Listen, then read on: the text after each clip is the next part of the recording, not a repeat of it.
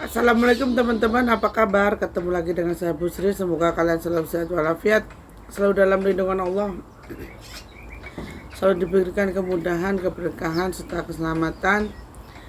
Masih dengan cerita-cerita misteri, cerita mistis, cerita kehidupan nyata, dimana kehidupan yang saya alami dengan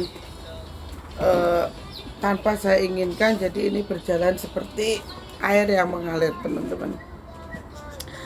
Jadi ada seseorang yang nekat mencari jalan pintas untuk mengambilkan segala hutang-hutangnya, sehingga dia sekarang jadi pengabdi setan, teman-teman. Jadi di salah satu daerah di sekitar Malang itu ada satu tempat di mana tempat itu dilakukan untuk mencari pesugihan dengan perantara Dewi Lanjar. Jadi ceritanya itu ada satu keluarga namanya Pak Kodri sama ibunya itu namanya Bu Siti. Jadi waktu itu saya belum menikah, saya bertemu dengan beliau-beliau dua ini.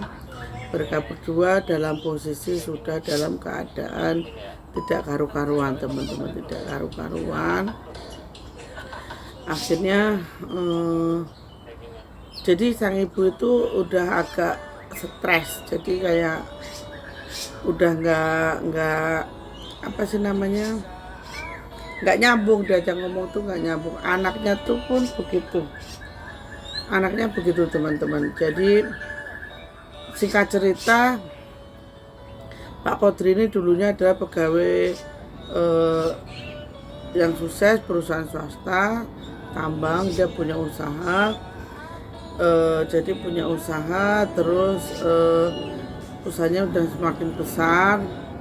Tapi entah kenapa tiba-tiba itu kocar-kacir, usahanya itu jadi berantakan, teman-teman. Mungkin karena manajemennya yang salah atau gimana. Nah, setelah itu jadilah Pak Kodri ini kembali ke titik nol. Terus berembuklah ini Pak Kodri dengan istrinya ini, teman-teman. Bu, nah awak dewe, kalau kita itu seperti ini terus, kita tidak akan bisa hidup. Kita harus cari jalan pintas. Ibunya ini berkata, jalan pintas yang bagaimana Pak yang mau kita cari? Bu, saya punya teman nanti bisa ngajakin saya ngalap berkah kayak gitu. Ngalap berkah maksudnya gimana Pak? Kita nyari pesugihan yuk Bu. Nyari pesugihan gimana sih Pak? Iya Bu, kita nyari pesugihan di daerah Malang. Nanti teman saya menunjukkan tempatnya. Terus gue pakai tumbal katanya gitu. Ya iyalah Bu, pasti gue tumbal, tapi bukan keluarga nih. Awak itu bukan keluarga kita katanya gitu. Nah, singkat cerita, teman-teman, pergilah Pak Kodri ini mencari temannya. Dibawalah Pak Kodri ini ke daerah Malang. Nanti kalau mau tahu tempatnya bisa komen ke saya, nanti saya ituin tempatnya, spill tempatnya. Di daerah sekitaran Malang itu. Jadi Pak Kodri ini datanglah sama temennya itu, ritual ke sebuah pantai dengan menyekutu bersama Dewi Lanjar, teman-teman.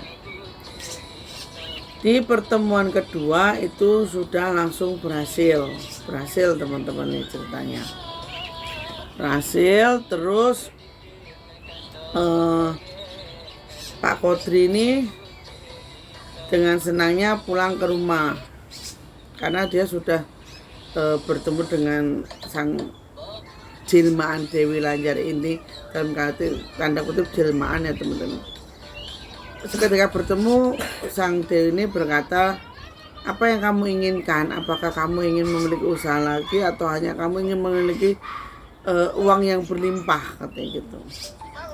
Pak Kadri bilang, saya ingin punya usaha, saya ingin punya uang yang banyak agar saya tidak dihina oleh sanak saudara dan tetangga kanan kiri saya. Oh ya, kalau begitu kamu harus siapkan satu kamar untuk kita berdua. Setelah berhasil bertemu dengan Dewi Lanjar itu, teman-teman, Pak Kodri ini pulang ke rumahnya, terus menyampaikan pada istrinya bahwasanya nanti iki Bu, aku ketemu karo Dewi Lanjar iki, terus dia itu mau memberikan kita kekayaan dan usaha yang dulu pernah kita punyai, tapi dengan syarat harus ada satu kamar kosong Bu, nggak boleh ada yang masuk kecuali saya, katanya gitu. Terus ibunya karena mungkin sudah kepepet juga teman-teman, atau mungkin karena pengaruh suaminya, mengiyakanlah ibu itu. Disediakanlah sebuah kamar di rumah belakang rumahnya Pak Kodri ini, kan ada 2 rumah gitu ya, di situ disediakanlah kamar itu. Pada malam Senin Legi teman-teman, entah kenapa tuh tiba-tiba tuh ada angin yang kencang di sekitarnya Pak Kodri ini. Jam 2 malam ini Pak Kodri ini pamit sama istrinya, Bu, aku mau ke kamar dulu ya. Terus nanti kamarnya dikunci aja dari luar.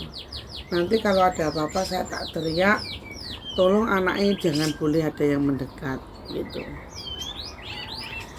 Masuklah Pak Kodri ini ke kamar itu, teman-teman, masuk ke kamar. Terus selang beberapa menit itu yang angin kencang itu sudah tidak ada. Nah, Bu Kodri ini duduk di ruang tengah, teman-teman, di ruang tengah. Karena sudah jam 2:30, 3:30, jam 4:30 itu Pak Kodri belum keluar. Ibu ini ngetok-ngetok, teman-teman, Pak, nggak bangun kan, teman-teman, bapaknya ini nggak bangun. Dibukalah kunci itu sama ibunya ini, teman-teman, dibuka. Ibu ini kaget, bukan kepalang, teman-teman, kaget. Di sampingnya Pak Kodri tidur itu udah ada uang berserakan banyak banget. Uang itu udah berserakan di sekeliling tempat tidurnya Pak Kodri ini, teman-teman. Udah berserakan. Dibangunilah Pak Kodri ini. Pak, bangun, tangi Pak. Bangun Pak. Ini duit dari mana, kata ibunya tuh seperti itu. Kagetlah juga Pak Kodri waktu itu, teman-teman, kaget. Terus Pak Kodri ini sambil senyum-senyum hanya berkata begini, gak apa-apa sih Bu, yang penting disimpan buat bayar utang sama kita usaha. Dikumpulkanlah uang itu, katanya yang waktu itu mencapai uang 117 juta, teman-teman, 117 juta. Seneng ya, siapa yang nggak dapat duit seneng. Nah, di hari Senin Legi yang selanjutnya itu belum terjadi apa-apa, teman-teman. Di hari Senin Legi yang selanjutnya itu sama, kejadiannya sama. Pak Kodri jam 1:30 malam itu pengen masuk ke ruangannya, bilang sama istrinya, Bu, kunci dari luar ya, podo biasanya, sama seperti biasanya. Oh iya Pak, gitu. Akhirnya Pak Kodri ini masuk lagi, teman-teman. Pak Kodri ini masuk. Datanglah, teman-teman, anak Pak Kodri ini yang laki-laki. Dia tuh penasaran ibunya tuh dapat uang dari mana, ya kan. Akhirnya karena ibunya ini tertidur, Diambilnya itu kunci teman-teman, dikunci lah pintu itu, kebuka. Waktu kebuka itu teman-teman, anaknya langsung kaget. Bapaknya itu tidur dengan manusia berkepala ular. Jadi tubuhnya ini manusia tapi kepalanya ular teman-teman. Teriaklah itu anak teman-teman, kayak gitu lah pokoknya, teriak terus. Ibunya ini kan kaget, terbangun, langsung nyamperin. Pak Kodri juga langsung keluar dari kamar itu teman-teman, langsung keluar. Ibunya juga langsung ngambilin anaknya tuh. Anaknya itu udah terlanjur shock teman-teman, udah terlanjur kayak melihat itu, udah dia nggak kayak orang linglung itu. Nah, datanglah para tetangga datang, terus nanyalah ke Pak Kodri, ada apa Pak, ada apa pagi-pagi subuh-subuh kok ada teriakan seperti itu. Kata Pak Kodri, oh enggak Bu, anak saya lagi nggak tenang hatinya. Dengan berusaha menenangkan diri, Pak Kodri ini keluar menghampiri para tetangga itu teman-teman. Setelah kejadian itu Pak Kodri ini mendapatkan uang sebesar 50 juta dari hasil persetubuhannya dengan Dewi Lanjar ini. Nah, tanpa diduga dinyana teman-teman, jadi Pak Kodri ini sudah dapat 167 juta ya teman-teman, 167 juta. Tanpa dinanya-nanya Pak teman-teman, Pak Kodri ini mungkin pergi mau ke ritual lagi. Dan anaknya ini udah mulai goyang teman-teman, udah mulai goyang tuh. Setiap di sana dia bengong kayak gitu, cuma bengong, cuma pelongo gitu. Anak itu akhirnya dikurung lah sama orang tuanya, di dalam rumah, gak dikasih keluar. Karena anak itu selalu bilang,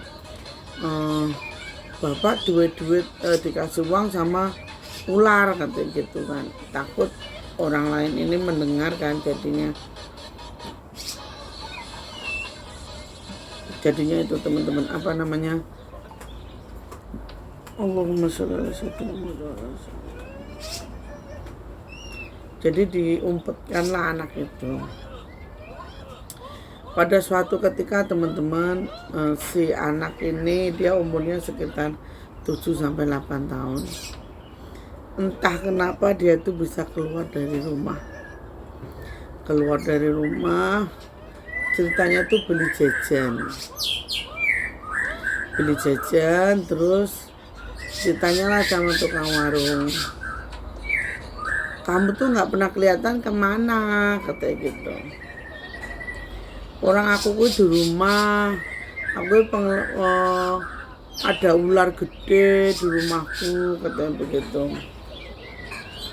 Tetangganya penasaran lah ya, ular apaan?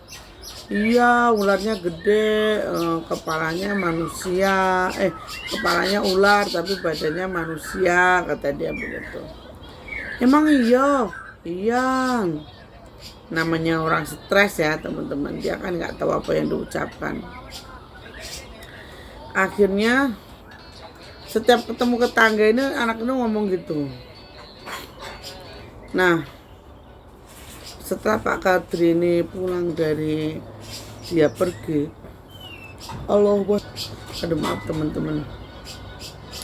Setelah Pak Kodri ini pulang, istrinya ini bercerita, Pak, ayo Pak pindah rumah aja Pak, karena anaknya kita namanya tuh Irawan, anaknya itu Irawan kayak begitu Pak, nanti takutnya suatu saat tetangga pada tahu Pak.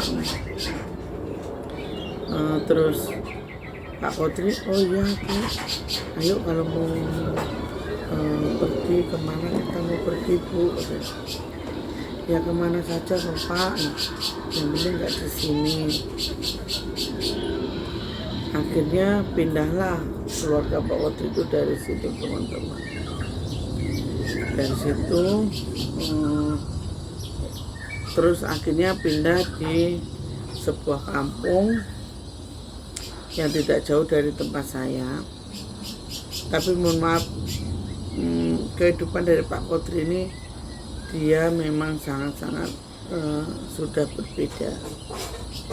Jadi anaknya ini mohon maaf teman-teman, kepalanya ini muncul tanduk gitu loh teman-teman, muncul tanduk di atasnya. Nah akhirnya singkat cerita, datanglah Pak Kodri beserta istrinya ke tempat saya karena merasa dihantui oleh sang dewi itu. Pak Kodri ini datanglah ke tempat saya, mohon agar anaknya itu dikembalikan normal seperti dulu teman-teman. Terus saya bilang, saya akan bilang Pak Kodri, ini adalah karma yang harus jenengan terima, karena jenengan yang meminta maka karma itu tidak akan pernah hilang selamanya. Akhirnya saya hanya bisa berjanji saya akan ngawat-ngawatin anak ini, tapi saya tidak bisa menjamin anak ini bisa sembuh lagi. Nah setelah begitu teman-teman, Pak Kodri ini pulang. Dan nggak tahunya teman-teman, masya Allah, ini keluar dari gang rumah saya itu kan ada gang. Itu di teman-teman. Jadi rumah saya itu dekat sama jalur nasional teman-teman. Hanya 100 meter itu jalur nasional. Disitulah Pak Kodri tertabrak sama bis teman-teman. Innalillahi wa inna ilaihi raji'un. Meninggalnya seketika Pak Kodri di situ. Hanya tertinggal istrinya dan anaknya yang mohon maaf agak miring itu tadi. Terus saya tanya ke yang apakah anak ini bisa dikembalikan seperti dulu lagi. Tidak, dia tidak bisa kembali. Dia akan tetap menjadi seperti ini, hidup di dua alam seperti yang kamu alami, akan tetapi dia berbeda. Dia di sana ketika akan dipanggil untuk disuruh gitu. Nah terus akhirnya pada saat itu, sampai sekarang pun saya masih berbicara dengan istrinya Pak Kodri ini dan anaknya waktu tahun 2017 November apa Oktober itu sudah meninggal teman-teman. Sudah meninggal. Akhirnya Bu Kodri ini hanya sebatang kara, sekarang berada di salah satu tempat atau di panti jompo. Jadi itulah perbuatan yang kita tidak ikut ngamalinya, tetapi kita kena imbasnya teman-teman. Makanya jadi manusia hidup itu, ini Pak Kodri sama Bu Kodri ini kan hanya untuk kita jadikan pelajaran bahwasanya udahlah, kalau nggak mampu itu nggak usah cari jalan pintas. Karena apa? Itu akan menyusahkan kita sendiri kan, seperti itu. Jadi seperti itu ya teman-teman, akhir kata. Jadi anak itu sudah meninggal dan saya sudah putuskan hubungan Bu Kodri ini dengan Dewi Lanjar. Bagaimana cara memutuskan? Kalau ingin yang tahu silahkan monggo, kita sama-sama sharing pengalaman. Mungkin jenengannya lebih tahu karena ilmu itu tidak ada batasnya teman-teman. Jadi kita sama-sama berbagi pengetahuan. Semoga Tuhan memberikan kesempatan kita untuk terus berbuat kebaikan. Intinya hidup seperti air mengalir, akan tetapi kita jangan terbawa arus air. Seperti itu teman-teman. Akhir kata, assalamualaikum warahmatullahi wabarakatuh. Mohon maaf kalau ada salah-salah. Semoga kalian selalu sukses. Amin amin ya robbal alamin.